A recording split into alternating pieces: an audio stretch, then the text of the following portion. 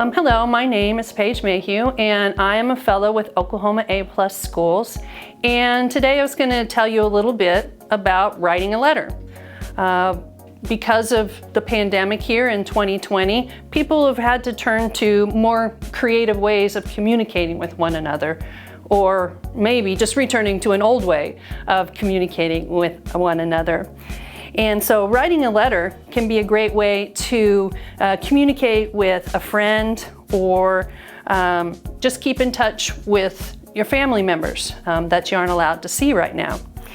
And so before you write your letter, you really need to decide, who am I writing this letter to? Am I writing it to someone I know? Or am I writing it to someone that I don't know very well? Before you begin your letter, you have to decide who your audience is. If you're writing someone that you know well, you're going to be writing an informal letter. If you're writing someone that you don't know very well, you're going to be writing a formal letter. But you're in luck. Both letters have the same parts. And so that's what we're going to talk about today. The first part of a letter, be it formal or informal, is the heading. Okay. And it's at the top of your paper, and it includes the address and the date. If you're writing an informal letter, you can leave out the address and just make sure that you include the date that you wrote the letter so that the reader will know that. The second part is the greeting. Dear is usually what we use if we are writing an informal letter, which we'll pretty much concentrate on during this video. So, dear Grandma, dear Susie. The next part of a letter, and this is really, as it says, the heart of the letter. This is the most important part. This is the body. This is where you're going to put your message, why you're writing the letter, the information that you're sharing with your friend or family, or maybe even the author of your favorite book. Then we move to the bottom of the letter. Okay, or at the foot of the letter is your closing, followed by a comma, don't forget the comma, and your signature or your name. Okay, and again, that's the same for either type of letter. So what does that look like when you're writing your letter? What does that look like on the paper? Let's take a look. Okay, again, 5 parts, either whether it's a formal letter or an informal letter. Okay, and here's your paper. Okay, all right, so the first part, part 1, the date that you wrote the letter. Okay, notice that there is a comma after the date and before the year. This is just really great information for your reader. Sometimes if you're sending a letter through the mail, it may take a day or 2 or 3 to get there. So you want them to know when you wrote this letter and the information was brand new. Okay. Part 2 is your greeting. In this case, dear Grandma, followed by a comma. Don't forget the comma. Okay. This is an informal letter. If you were writing a formal letter, okay, you probably wouldn't include the dear. Okay. But you could. Again, depending on who you're writing. Then you have part 3 of your letter. Again, formal, informal, doesn't matter. And that's called the body. Right? And this is where you're going to put your information.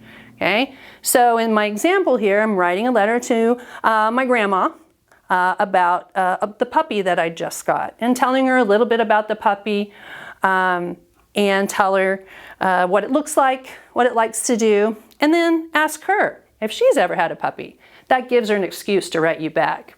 Okay? So that's the body. That's really the important part of the letter. Okay. Then, again, part 4 is your closing. Since I'm writing my grandma, okay, I chose love. If you're writing a friend, you might want to use sincerely or even your friend, okay, followed by a comma, don't forget the comma, and then your name or your signature is part 5. Okay. And so that is how you write an informal letter. If you're interested in some books about writing a letter, or books that use letters in the story, you might be interested in this one, This one's called Dear Mrs. LaRue, Letters from Obedience School, written by Mark Teague.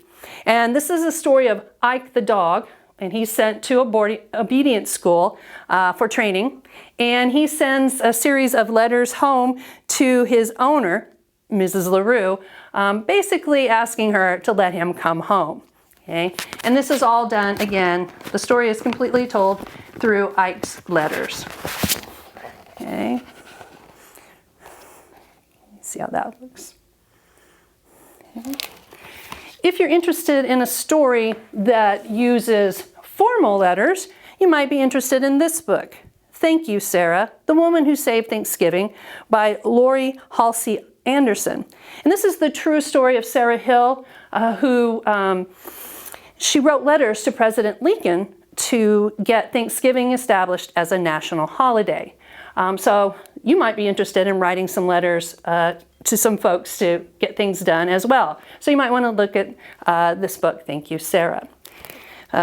Letters are a great way to keep in touch with one another, but you can also use them to get things done like Sarah did, or write a letter from a character in a book that you've read to another. Or once you've read the book, write a letter to the author telling them that you enjoyed their book or ask them questions about it. Or, again, just keep in touch with friends and family.